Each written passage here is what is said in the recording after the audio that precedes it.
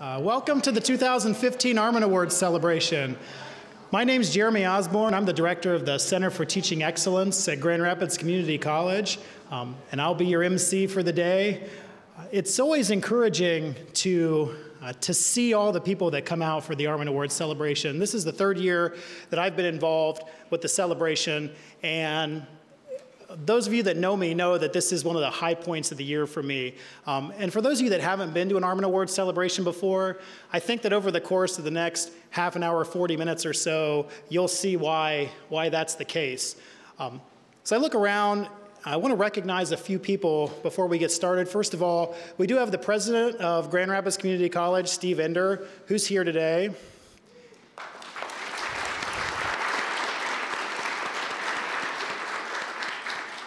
And we have one of our members of the Board of Trustees, Deb Bailey, who is also here today.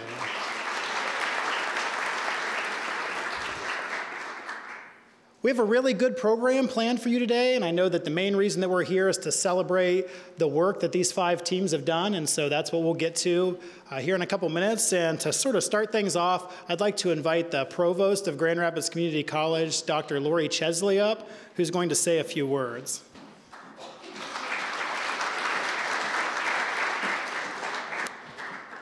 Thank you, Jeremy. Thank you all for coming. It is great to see so many people here. This is the 5th annual Armen Awards. It is one of the great events on the academic calendar at Grand Rapids Community College. And it only occurs because of the generosity, hard work, and creativity of many, many people. And so it's appropriate that I stop for a moment and thank some key individuals. Thank you, Armen Omedian, for your generosity in making these awards happen and for all the things that you've done for Grand Rapids Community College.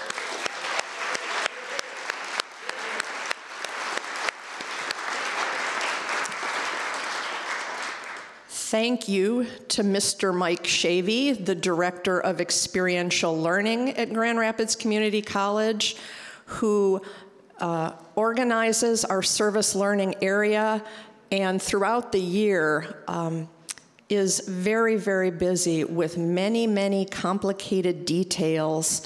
And we appreciate all that goes into the Department of Experiential Learning. Mike, thank you.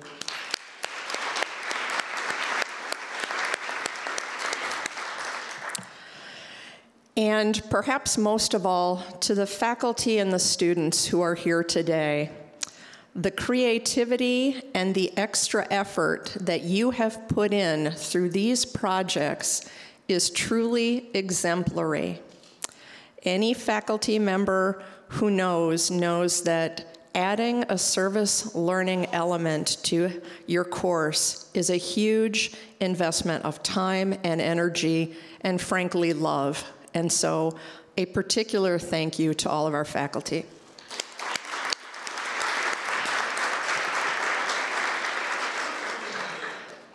In thinking about this event, it occurs to me that it is really a perfect melding of several things: intellectual pursuit, character building, community service. And those 3 things are really a perfect melding of all that GRCC stands for. I'm really proud to be here today to honor all of you. Thank you, everyone, again for coming, and enjoy the day.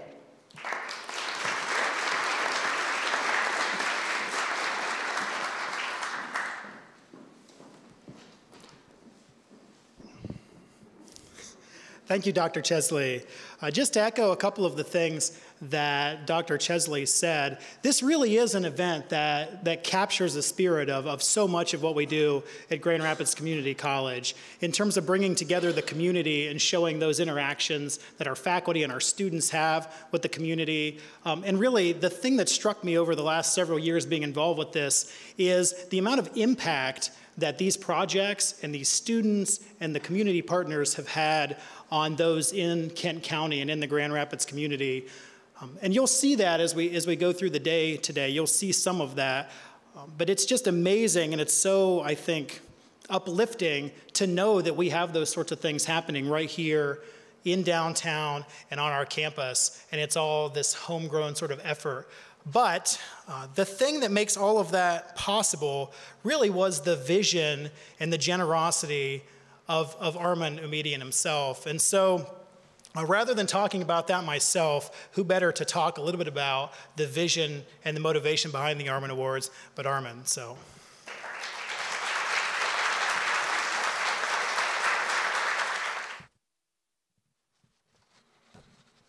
I usually talk from the cuff, but because I get in trouble and say things that I hadn't planned on saying, and forget to say things that I had planned on saying, I have something special for you tonight.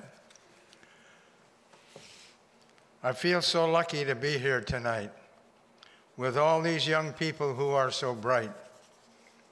Their minds and hearts to help those with needs will help agencies grow as they plant these seeds. These students have worked and given many hours. I think their results deserve arms full of flowers. The school is blessed with faculty, too, who volunteer their time to see these projects through. GRCC leads the way in community service each and every day. We stand committed to growth and success. We're the envy of many schools, naturally, because we're the best.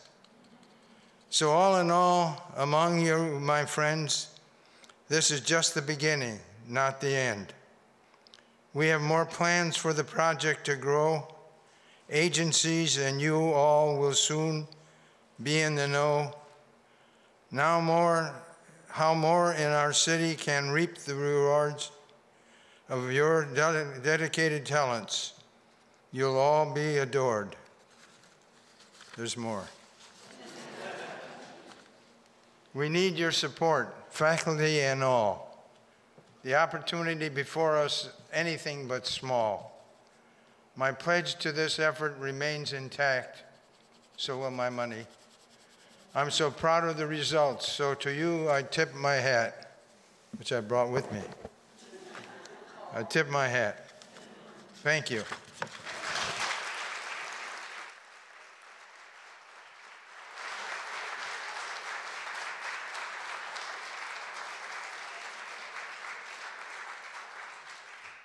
Just can't stay behind the podium.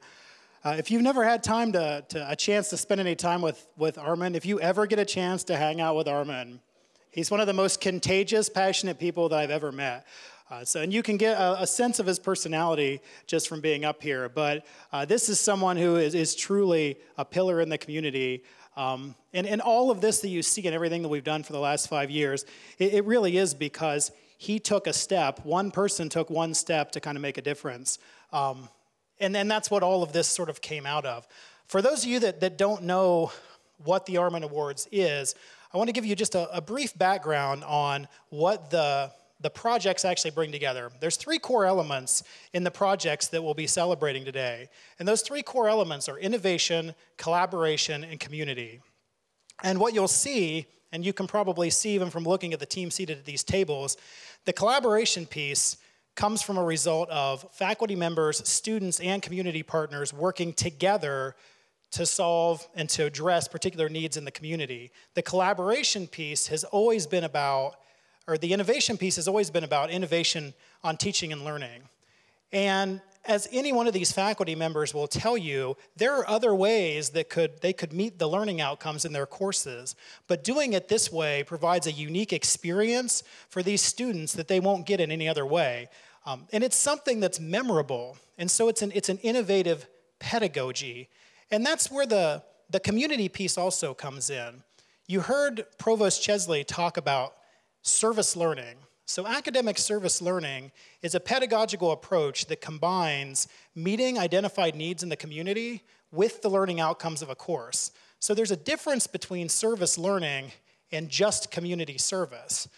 With service learning, there's that added component of the students in these courses are meeting the learning outcomes for the course, by engaging in these service projects. So if you think about it, it's a win-win for everyone involved. The students are being exposed to a situation where the community becomes their classroom. So they're meeting those learning outcomes, but they're also doing something that puts them into connection with people in their community. It helps them actually make a difference and see how their discipline can come alive in a really concrete and applied way. So when you hear that term, service learning, that's what the reference is. And so each one of these teams embodied those three things: innovation, collaboration, and community, to put together these projects. And it is something that takes a lot of dedication on the part of a faculty member. These service learning experiences can be challenging. There are different things that you have to navigate. It can be challenging to work with a community partner and to even the scheduling and things like that. But I think every single one of them would tell you that the rewards of that far outweigh any of the challenges that are there. And I think that you'll really see that as we celebrate these teams. And we actually have some videos that we'll watch here in a couple minutes that will give you a little bit of a sense of what that impact looks like. So if you look at these particular projects, if we want to get into the specifics of the particular projects, some of the needs that have been met and some of the outcomes that you can see as a result of these partnerships, young students had once-in-a-lifetime experiences to work in real kitchens and to engage in real computer programming. We also had community members who learned more about healthy living and eating. Planners for one of the largest cultural events in Grand Rapids will be able to communicate to thousands of people, and people facing the last days of their lives had their stories captured and preserved to tell to future generations in a way that they wouldn't have been able to without these projects. So while the teams represent a variety of different departments, and we have faculty members from culinary, from computer information systems, from journalism, and from nursing, and in spite of those differences and what would seem like pretty significant differences in what those disciplines do, the one thing that draws all of these things together is the positive impact on everyone involved. You see an impact on the students, you see an impact on the community partners, you see an impact on the faculty members, and you see an impact on the community at large. And while it's impossible for us to fully capture what that impact looks like and the number of hours of work that went into these projects, we've put together some videos to try to give you at least a glimpse into what that impact looks like. So we're going to watch these videos together, and we're going to briefly hear from each of the community partners about the projects. So the first project that we will see a little more about is Bob Schultz and the Table Service course, who created a unique fundraising event benefiting the Make-A-Wish Foundation.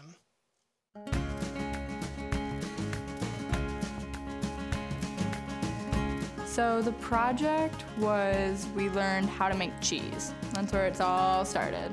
So we traveled out to a dairy farm in Coopersville, and we went through the process of like how they mix in the rennet, cut the cheese, basically the entire process until we brine the cheese. Make-A-Wish is a project that Chef Schultz has been very passionate about, and so we found a way for us to integrate our Iron Chef cheese competition with the Make-A-Wish Foundation to help benefit both factions. We had some wish recipients come in and work with the students, and they worked together in the kitchens, they worked with each other in the dining room, and just the joy that I saw with the students actually teaching the Wish kids, and the joy that it brought to not only my students, but also to the kids from the Make-A-Wish Foundation.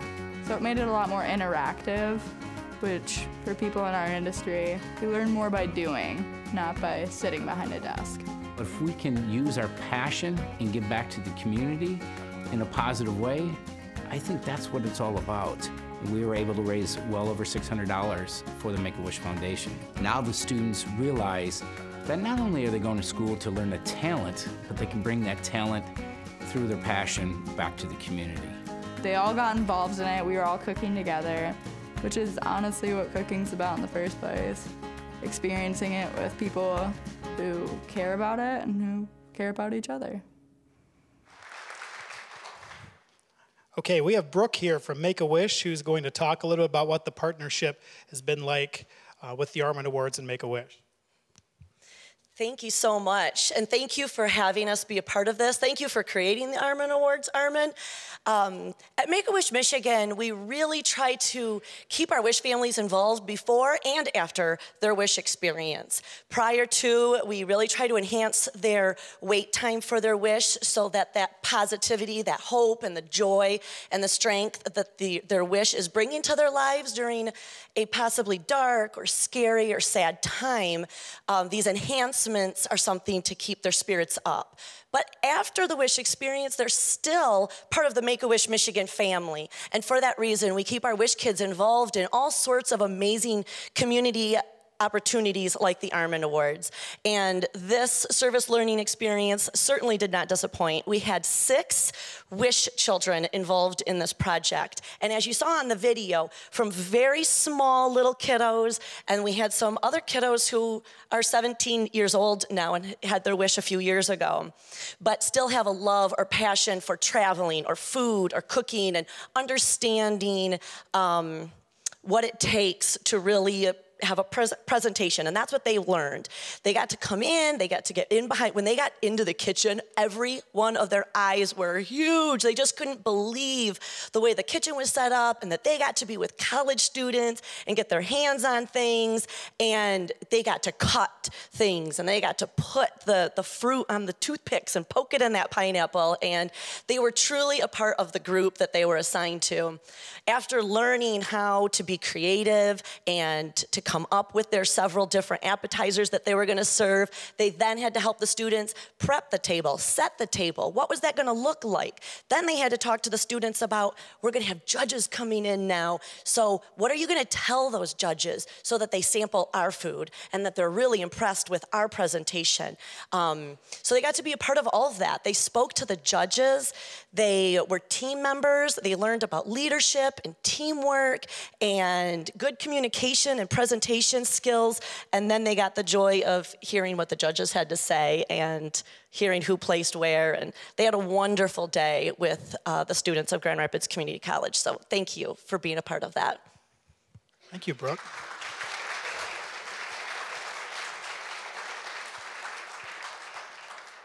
There was one little section in that video that I thought was really poignant when one of our GRCC students talks about just that sense of cooking together, and that's what cooking is about. And there really is this sense of community that you'll see that comes out in all of these projects. And what I'm struck by, and I think you'll notice this as we go along, is just the adjectives that people use to describe the experiences. You know, Chef Schultz himself talking about passion, and the students talking about community, and talking about the way that these children's eyes light up as a result of this project. And it seems like a fairly simple thing. This was a class, they were already doing this cheese competition, and to bring these kids in to experience that, it makes for something that's really special. The second team that we will be watching the video on is Katie Vandermeer's Introduction to Computer Programming course, which partnered with Orchard View Elementary to teach students the fundamentals of coding.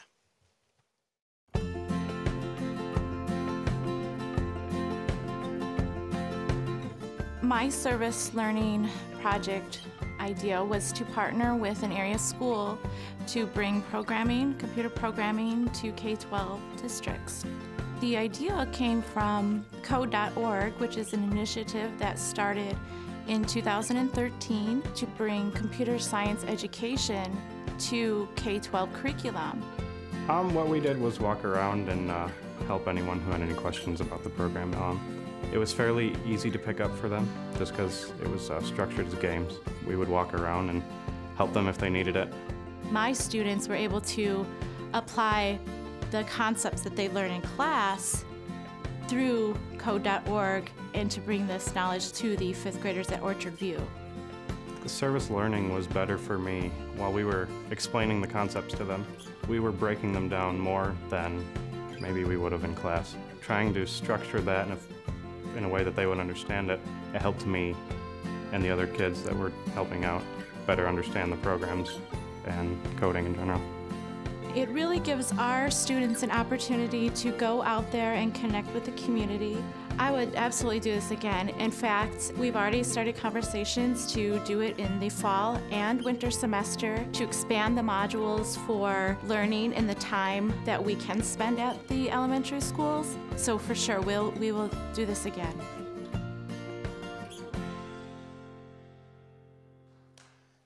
All right, so this is my new friend, Ted. Ted, can you talk a little bit about how this project has affected Orchard View? Sure. I was cautioned not to talk too long, so I promise I won't. But I did want to write it down because it really did have a great impact on our school. Professor Vander, Katie, proposed the idea of a service learning project in the fall. And at our school, we have 4 fifth grades. And so she met with us and suggested, would we like to introduce our students to this new kind of technology, which is computer coding, something our students didn't know how to do. And we were really enthusiastic, but we didn't really know much about coding. But we do now. So I'll just talk about some of the impacts. The first is increasing knowledge about computer coding. It really is a new literacy. It represents a new way to model processes and systems and thinking. Through this program, our students and their classroom teachers have all become more familiar with the basics of coding, including sequences, loops, and decisions. Like learning another language, it offers training for the brain, and it builds intellectual muscle. Another impact is the experience of real-life learning, connecting with an institution of higher learning in our community, and with professors and advanced students in the field, brings an exciting currency and relevancy to young learners. Our students are 10, turning 11 in 5th grade. With kids who love video games, using games as an entry point to coding made the learning especially engaging and appealing. They wanted to learn. They needed reminders to stop working instead of the usual reminders to keep working. The coding went beyond the computer lab. It became a choice activity during free time, even at home. Learning became a desirable, beneficial, and fun activity instead of just an assignment. A third impact was the power of creating. This project took students behind the curtain and showed them how technology works. It presented them with the tools and the guidance to create characters and animate them, to design environments and tasks for these characters, and even plan games for these characters, setting goals and determining how points would be earned. Our students went from players to makers, and from consumers to producers, and from users to authors. A fourth impact was inspiration. Exploring with technology, especially creating with technology, started our 5th graders thinking about future education and career paths. GRCC students Zach and Josh, John, Ryan, and Kyle put a friendly face on higher learning. They were terrific models and examples of pursuing goals through education. Our students really looked up to them and were influenced by their positive and enthusiastic teaching. And in a male-dominated field, having Professor Vander as the project leader inspired girls and boys to see that programming and STEM-related fields are open to everyone. Many other teachers and students in our building were interested in what we were doing and learning. In fact, students in my homeroom wanted a chance to share what they had learned with other kids in our school. So before spring break, 2 5th grade classrooms partnered with 2 4th grade classrooms, and they taught them what they had learned about coding. And you should have seen it. They were almost as patient as the CC students. We're so excited to have more GRCC students working with a new crop of 5th graders next year. And as I told Katie, like great learning, this program has started a fire that will keep burning and spreading, and we're grateful and hopeful. Thank you.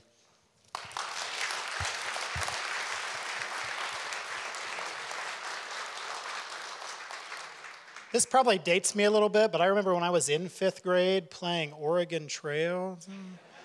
These 5th graders are probably writing things that are more complex than the things that we did when I was, okay. So one of the things that's really cool about these partnerships where our classes are partnering with schools is to hear that sort of cascading effect of learning that occurs. Because our students are going from being the learners to actually being the teachers.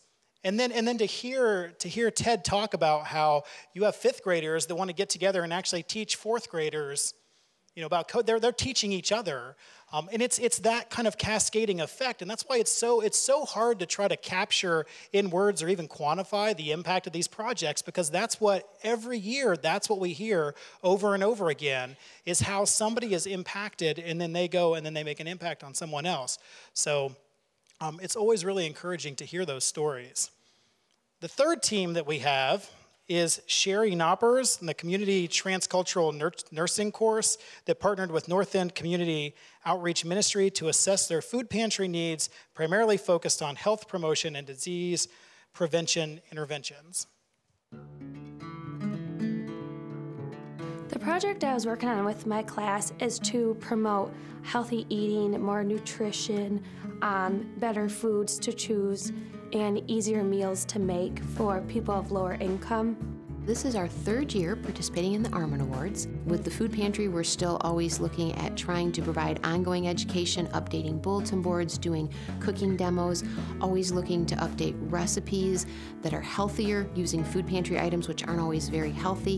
When the students first start out, they are generally just doing some volunteering, helping stock shelves, helping clients shop. But then as they get into it, they focus more on our class objectives, which have to do with the health promotion side. So by having 2 semesters in a row and having students rotating in and out, it's just a wonderful partnership. Well, going out in the community to do it actually makes me have to do the research, be able to learn the skills to articulate to certain educational levels, as well as be able to go out and actually complete the task rather than just learning sitting in a classroom. It's one thing to teach it and to know in theory that this is a good idea, but to actually get to do it in the community with real live people and clients, and to see them when they're not sick in the hospital, and to see what you can do to maybe help prevent them from getting sick is just a huge benefit to their learning and understanding the objectives we're trying to teach. Oh yes, I plan on going back and volunteering my time there. Just another way to give back to the community and to learn what kind of education and public health promotion we can do. All right, Laura, interesting story about Laura. So last year, Laura didn't realize she was going to have to speak, so she has a little more warning this year. Hi, I'm Laura Castle, the Executive Director of North End Community Ministry, better known as NECOM, and I'll reference it as such. Oops, there goes the water bottle. As it mentioned in here, our ministry, the whole premise of our ministry is to provide food to some of the most impoverished people on the northeast side of Grand Rapids. We serve over 750 families every month with food. The whole direction of our ministry is to become more health conscious and try to provide healthier options to people that come in our doors, while at the same time taking preventative measures for the future. As you all know, we can't change our DNA, but we can certainly activate or deactivate the genes that we have in our bodies. One of the things that was not mentioned and was, for time purposes, was not displayed was Erica Kaiser did a wonderful project in conjunction with Kent Innovations High School. And I hooked her up with them because they were doing a whole component on genetics. And so she was able to touch on topics all the way from strokes to heart disease to cancers.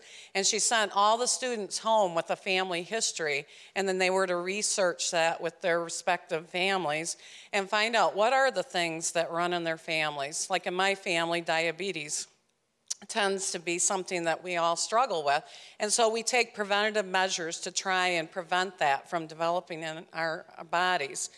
Erica mentioned to me early on before this started that this was one of the most wonderful opportunities that she had. It was totally rewarding for her to be able to network with and partner with Kent Innovations High School.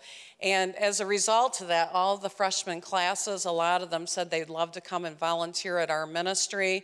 They also were raised, awareness was raised about illnesses that they potentially are facing in even their own families and ways that they can prevent that. And as well as with Lindsey Watkins, who was highlighted here in the video, she as well was able to provide those nutritional smoothies and provide some recipes and a bulletin board and talk with a lot of our clients that come into the ministry to heighten awareness on how to alleviate some of the illnesses that we face. Our ministry also serves as a pantry through the Nutritional Options for Wellness program, better known as NOW program, through their healthier communities. And we provide foods for people to help them to more effectively manage their illnesses such as diabetes and cardiovascular disease. It was an absolute wonderful opportunity to partner with the Grand Rapids College nursing students, as we have done for probably the last 7 years, and we hope that we can continue to do that for the future. And thank you to Mr. Armen and your family for sponsoring this wonderful award ceremony.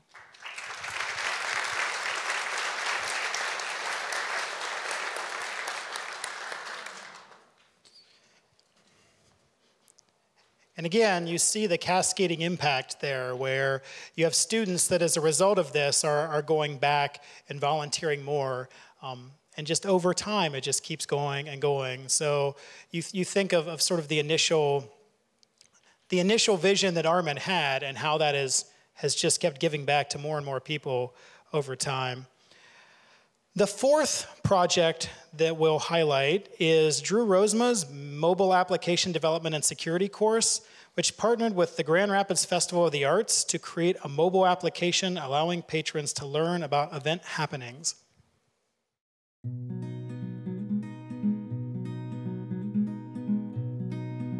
My Mobile Application Development and Security class is developing a mobile application for the Grand Rapids Festival of the Arts. What they're doing is, instead of using just some random project, we're working with a community partner to come up with requirements for that application, real-world info that goes into that application. The building blocks of making an application, it's kind of been, it's been amazing. To help out a local nonprofit such as Grand Rapids Festival of the Arts, kind of gives you the sense of that you're helping the community out. Not everybody gets the chance to participate in a nonprofit that's been going on for over 40 years. The opportunity to go into the field and meet with the people your application will serve and hear what it is they want and compare that to know, what you can do is great. And also the opportunity to see the dynamics that happen in any kind of committee setting. I'm sure for some of my students, that was their first exposure to something like this, where, various interests are competing for what it is they want this thing to do. Real world, that makes all the difference. It's actually going to be used. We could have been just doing examples in the book. Yeah, that's fine, it looks good on the app, but it's going to be in the real world. That's something that I might be keeping on my phone for, a great period of time. Okay, this is Jean. Jean, you want to talk a little about the partnership? Yes, I do. When is Festival going to get a mobile app? When is there going to be a mobile app for Festival? I've been the webmaster and lead developer for Festival of the Arts for 6 years. I want to have that question done with, and now it is.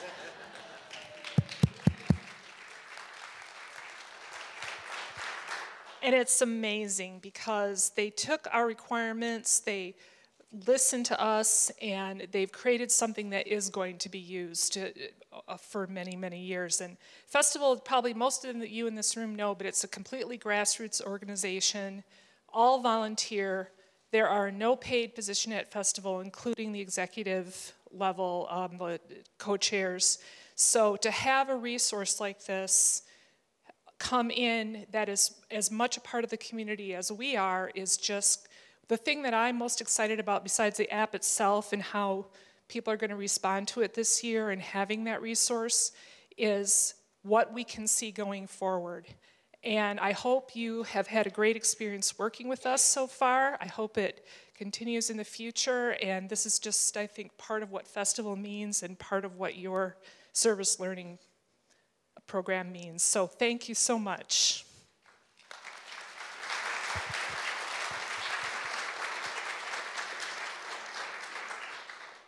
And how many of you can say that you're mentioned in the About This App section of an app? So, and Drew, this class was an online course too, wasn't it? It still is.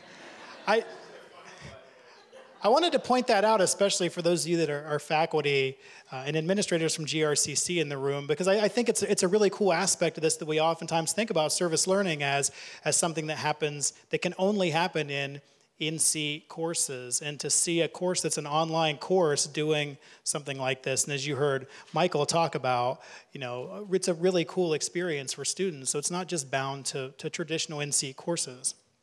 Okay, we have one team left, one project. And the final one that we'll hear about is Jennifer Ackerman-Haywood's Introduction to Journalism course, which partnered with Hospice of Michigan, where students captured the special stories of those who seek hospice services.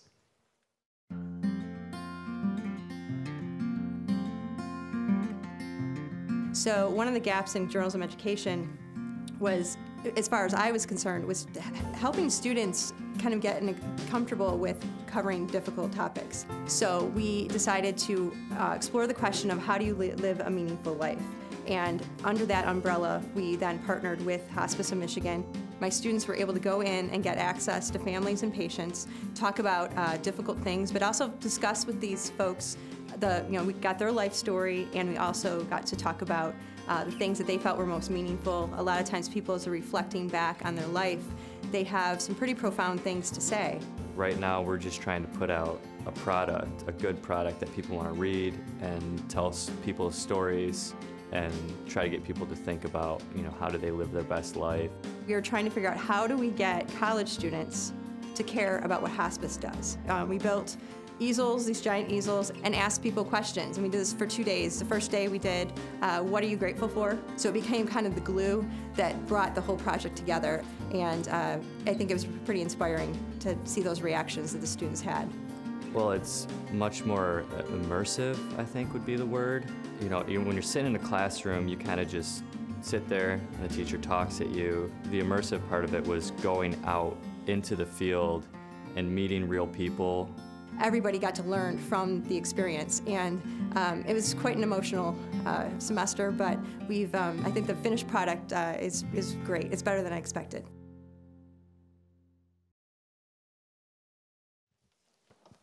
Thanks. Hi, I'm Catherine Morrison. I'm an operations manager for Hospice of Michigan.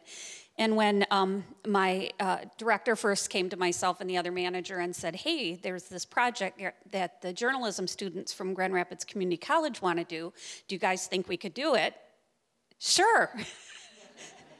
She's pretty intimidating, isn't she? So, we're extremely busy, but we thought, yeah, we can do this. And my partner, who unfortunately can't be here today, is kind of the A to Z girl, and I'm kind of the I'll end up wherever. So it was great working with Jennifer, because she came in and she said, we have this project, this is sort of what we want to do, and it continued to evolve throughout the whole time, and I think the product that they came up with in the end was just absolutely incredible.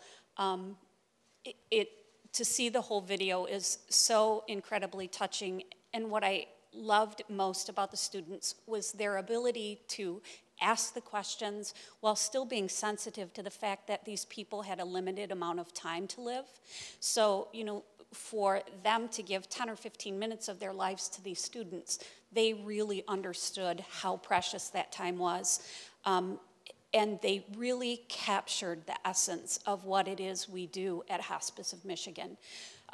Early on, I wasn't sure, that was going to happen that way. I was a little nervous.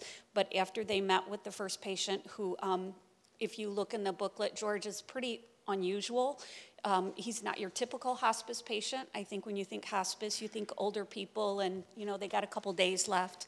But George is a young man with 3 children. And after they met with him the first time and I got feedback from my nurse, he himself was just so thrilled to be able to tell his story. And when you read his story in there, you'll see how well they captured that, not only from the story perspective, but from the photographs. It was just so beautifully done. And the other patient, you'll see the older gentleman you saw on there, what you don't see is he has a respiratory illness, and so he can only talk for about 10 minutes or so, and then he's completely winded. And so they met with him for a little bit and could see he was getting tired and got ready to go, and then stopped for a second and asked one more question about he and his wife, and then suddenly he lit up and was able to continue to talk, and you'll see his story in that book as well. When the provost was up, she mentioned intellectual pursuit, character building, and community service, and I have to say that this team has met every single one of those. They have done a beautiful job, and I think sometimes we take for granted what we do because we do it every day, but this project really has helped all of us remember why we do what we do. And I think that the collaboration we have had has been helpful not only for the students, but certainly for us. It's reminded us that we need to slow down and take care of ourselves as well. And we've had some personal experience among the group with loss, and so that was kind of interesting to go through the project and have those things happening to us as well. And we've even talked about ongoing work together where the skills that journalism students have in order to be able to ask those questions with their sensitivity, potentially being able to teach some of our volunteers those things so that we can continue that work together. Everyone loves to tell their story, but to be able to ask the questions in a way that does honor people who have a life-limited time, I think is truly a skill that I appreciate from those journalism students and everything they did. And you know, there are a number of hospices in our area, and I'd like to say that I am very grateful and thank this team that they chose Hospice of Michigan to work with. It was a wonderful experience, and even for me personally, it reminded me to slow down, and because of their work, I actually took a couple weeks of vacation. But really, it was, you'll see it in the booklet, it is so beautifully done. It's very touching, and I think I can't even, in words, tell you how deeply I appreciate what they did, and we appreciate what they did for our organization. So thank you.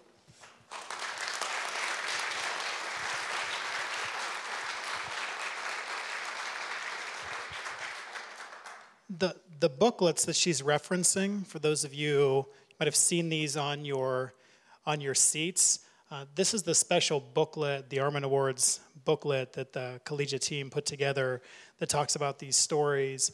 And one of the things that wasn't mentioned is this team actually put together a couple videos too, which sort of document in pictures and kind of talk about the experience. And I can tell you that personally, the kind of rawness of sort of humanity and what it means to be human and the depth of authenticity there just wrecked me. I mean, I cry at everything, but there's just when it's hard to capture kind of the depth of sort of what they experienced. So if you have a chance, I would encourage all of you to take a look and read those stories, because it's stories like this that kind of bind us all together. That's what sort of connects all of us. So there's power in that. Okay, is anyone interested in who won?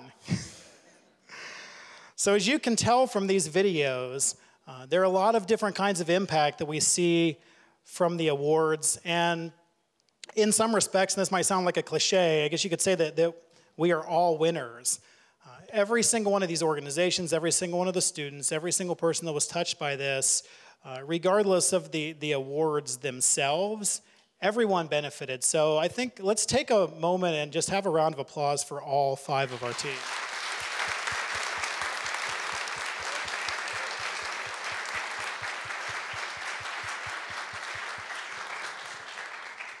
I'm sure after hearing this that you all probably don't want the unenviable task of being a judge. So in terms of the awards themselves, to determine the winners, a team of judges carefully reviewed each project and evaluated them based on the collaboration among the team members, the positive impact of the project, and the overall quality of the submitted materials. And after much discussion and deliberation, the winners were chosen. In terms of the awards themselves, the prizes, the first place prize was $3,000, the second place is $1,500, and the third place is $750. Plus, the winner gets a large check, right? Large, big. Oh, they all get large. Has anyone ever seen Happy Gilmore? It's like he gets really obsessed. I want the big check. So we have big checks and we have cash, and the winning team will appear on Wood TV's 8 West television program. So to present the awards to these 3 teams, I would like to invite to the front Mike O'Shavy, Director of Experiential Learning, Armen again, as well as Julie Odie, the Employee Events Coordinator at GRCC.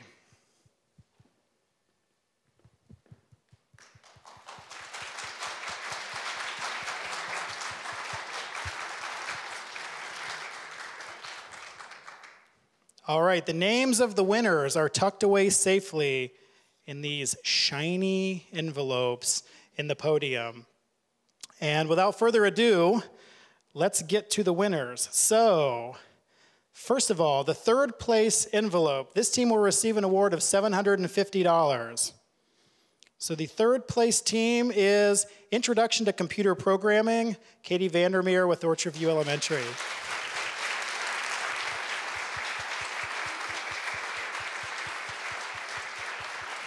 You guys can come up. You have to accept your novelty check and real check.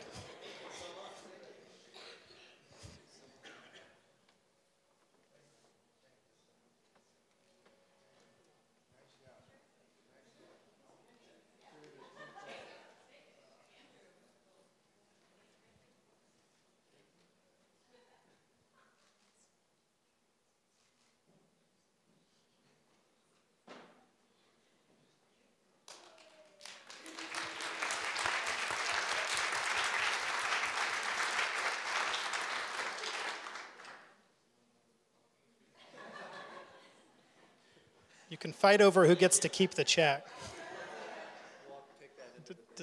Yeah. Don't try to endorse that. You can, it's not going to do any good. Okay, the runner-up team. So this team will receive an award of $1,500. The runner-up team is the Mobile Application Development and Security team, True Rozema and Festival of the Arts.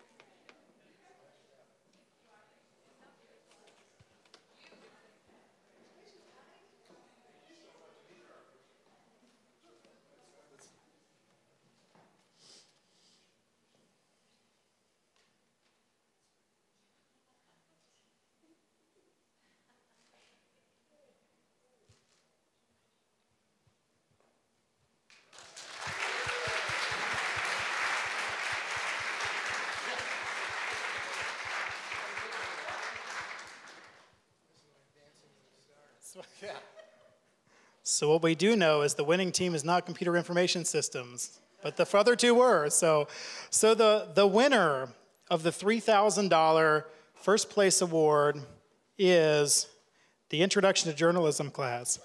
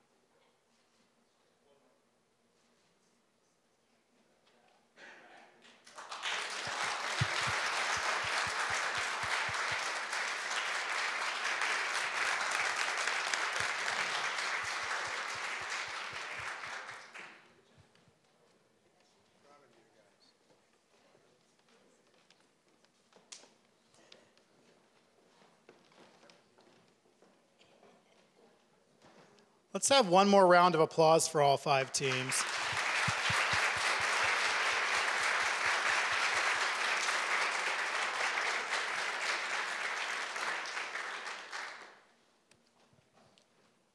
I know that one of the things that I've talked about a little bit already today is the impact on all of the people involved and on that cascading impact. And I also mentioned at the beginning that I've been involved with the Armen Awards for 3 years now. And over the past couple of weeks, I found myself thinking about what is it that sort of makes the Armen Awards so special and so significant. And when you look at the impact, that's sort of the obvious answer. But if you sort of drill down into the why and the how is it that we can put all this together, it really comes back to this idea of significant deep learning experiences. When we talk about pedagogies like academic service learning, the power in those things is that they have the potential to create these deep, significant learning experiences for students. And you might ask, what does that mean? What does it mean to have a deep, significant learning experience? And so I would sort of ask each one of you, if you think about your own learning experiences, what do they look like? And when did they happen? Where did they happen? Who did they involve? And I don't know this for sure, but I'm guessing that if I were to wager, most of those probably weren't things that happened in a lecture hall, although some of them could have been. And that's not to say that learning doesn't happen in a lecture hall, because it does. But if you can take students outside of a lecture hall and you can put them into experiences like this where they see their discipline come alive and they see the impact of what they're doing on other people, it changes something. And really, if you look at what the definition of learning is, learning happens when something in us changes. Learning's about change. It changes the way you think. It changes the way you see the world. The thing that students go through when they go through a college education is a developmental process. It's not just that they're acquiring knowledge, they're changing. Deep, significant learning experiences change something inside of you. You acquire knowledge, but there's something about you that when you're done with it is different, and there's something about you that's better. And if you look at every single one of these experiences, they're deep, significant learning experiences. All of the people that are involved with these, all of these students, all of the people they worked with are changed and better in some way as a result of these projects and what happened in these classes and in taking the classroom out of the classroom. And I tend to think of it in terms of those handful of moments in your life that you might call catalyst moments. They're those points that are turning points that maybe you didn't even know at the time were turning points. And then you look back and you find out later that they were sort of the first lines of your own life change story. And over the last 3 years in watching these videos and listening to these teams, I've seen so many of those life change stories started. There was one student last year, for those of you who were here last year, named Amber, who said in the video that she didn't know she wanted to be a teacher until she went through this project experience. And I had talked a little bit last year about what kind of an impact is she going to have on the world as a result of that. And this year, that cascading impact of catalyst moments is so poignant.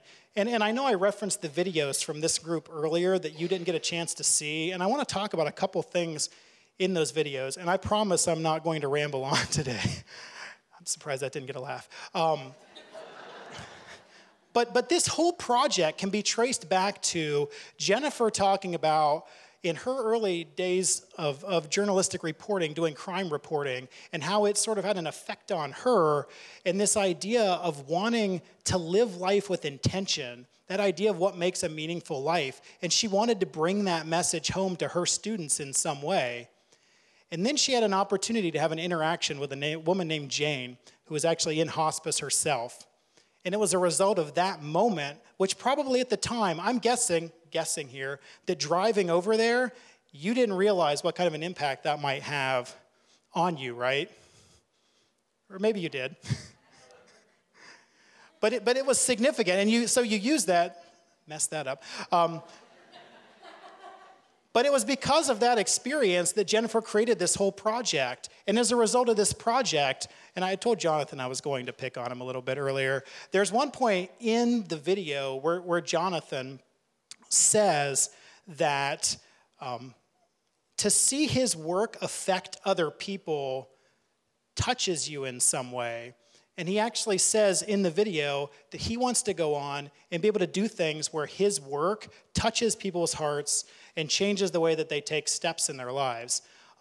And so if that's not impact, I don't know what is. So it's those catalyst moments, it's these awards that actually set the stage for creating those deep, significant learning experiences that change people's lives and create life change stories. So when you look at what's going on here, and I know that when Armen probably started all of this, he probably had no idea where it would end up. But 5 years from now, the number of lives that have been touched as a result of these projects and this competition, I don't think there's any way to even put a number on it. So just to sort of leave you leave you with that. In terms of what that means for all of us, every single one of you has a passion. Several passions. You know, we all have gifts, we all have passions. Every single one of these projects started with somebody that had an idea, that had some kind of a catalyst moment, some sort of a passion that they wanted to bring to other people that then affected those students to go affect other people. And so as we look forward to next year, you know, the question that I have for each one of you is, where does your passion lie? You know, what is it that what's your story? What's the story that you have to tell that you can bring to somebody else that they then can bring to someone else after that? And actually, for those of you that are faculty, you have an opportunity to get involved with the Armen Awards yourself.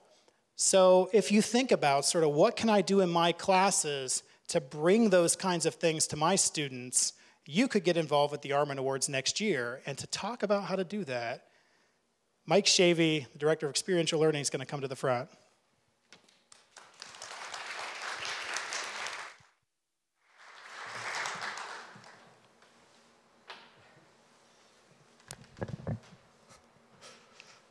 Just had to do a poem.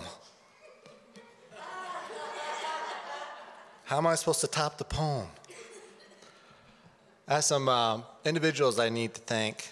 Class Quant, Noah DeSmit, Melinda Powers, Julie Odie, Becky Yoder, Ann Sandberg, and Jeremy Osborne. These are the members of the Armen Awards planning team, and without their help, none of this would be possible. So I just want to thank them for helping me coordinate this event.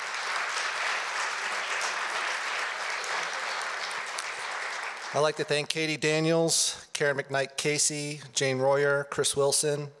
These are the judges for the Armen Awards, and I want to thank them for their dedication they have for upholding our standards for excellence and community engagement practices here at GRCC. Thank you.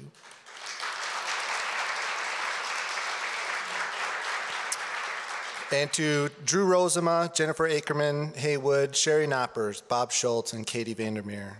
Thank you for your willingness to go above and beyond your teaching practices and participating in the Armen Awards. All of you rose to the challenge, and we are so proud of what your teams have accomplished over this semester, so thank you.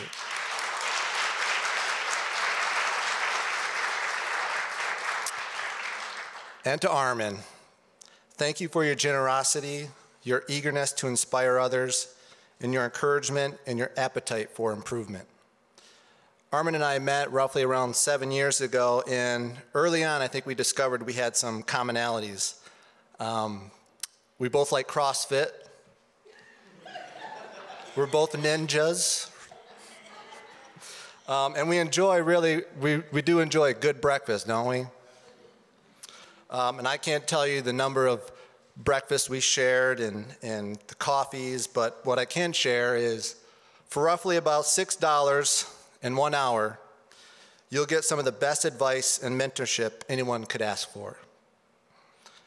Armen is the type of person who can easily comprehend in any context of any situation and is willing to tell you how it is.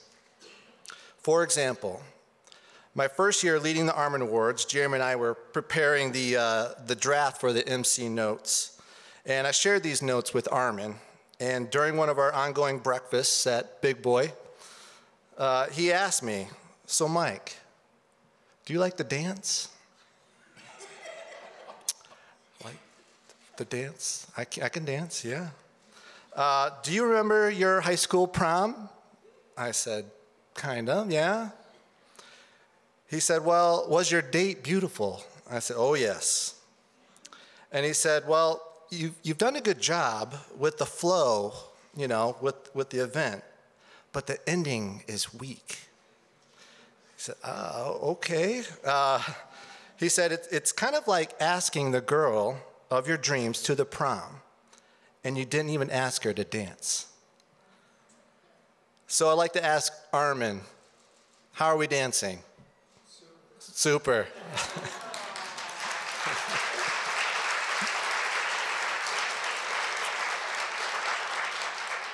So telling it like it is, Armen helps me to stay grounded, and in the purpose of the Armen Awards and going to our monthly planning meetings, I'm always prepared to answer the question, why are we doing this? So I just want to share a little bit with you my response. I sometimes get asked, what do you do as a director of experiential learning? And I say, oh, I provide support and infrastructure for curriculum development and teaching strategy, But what does that mean? What does that even look like? It looks like this. Over the last 11 years, I've been able to learn from students and faculty about the power and excitement around service learning. When you work with community organizations around this academic work, I partnered with faculty, nonprofit organizations, foundations, other higher education institutions on numerous collaborative events, projects, grants. I worked with hundreds of faculty, thousands of students, all framing what I know today. So to many, we're in the business of teaching. But it's more than that. I'm in the business of changing lives. I help faculty create learning experiences where students walk away feeling good, not only about what they learned, but the impact they made in our community. The Armen Awards is a culmination and celebration of our institutional commitment to this work. Through this event, we're able to showcase best practices in service learning. We demonstrate our commitment to preparing students for the real world, and we meet the needs of nonprofits who are always in need of support. And as a result, students go deeper into understanding their subject matter, the complexity of problems, and it fosters their curiosity about critical issues. By applying course content to real-world problems, students gain leadership, communication, and teamwork skills. Ultimately, they gain the skills and competency to become an engaged citizen.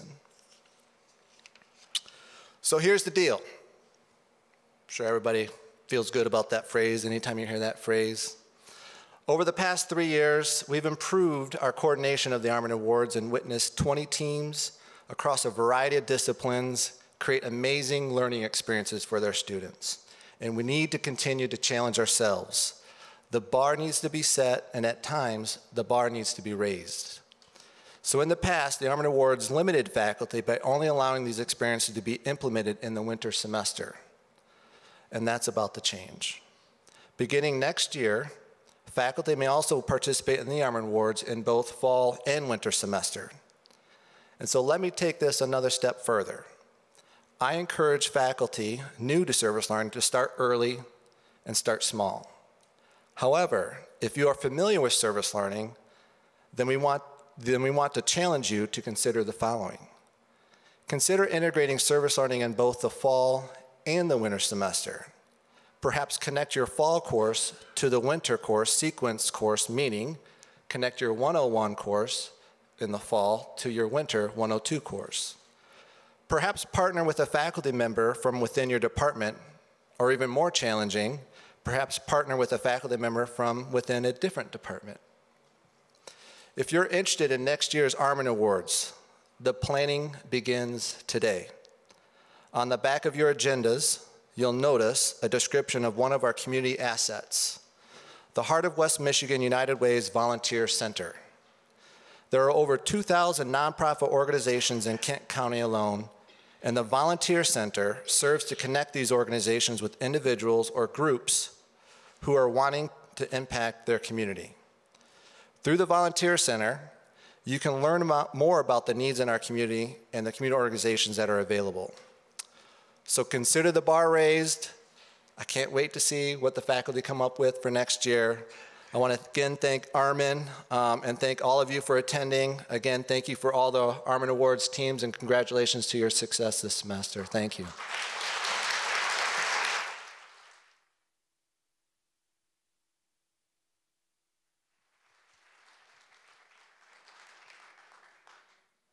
Just to echo what Mike said, there were a lot of people involved with the planning of this, and a lot of people put in a lot of hours and hard work in this. So if we can just have one more round of applause for Mike, for Armen, for all of the teams.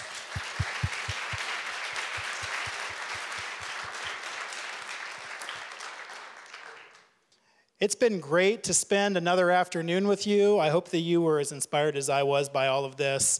I hope you all have a great weekend. Grab some cookies and cheese on the way out. Have a good day.